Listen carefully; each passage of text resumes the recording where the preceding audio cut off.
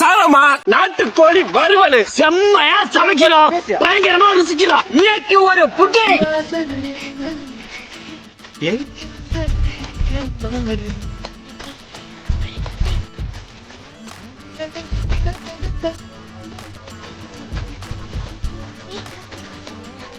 ஃபேமிலிக்கு சோறு தாண்டா லட்சியம்.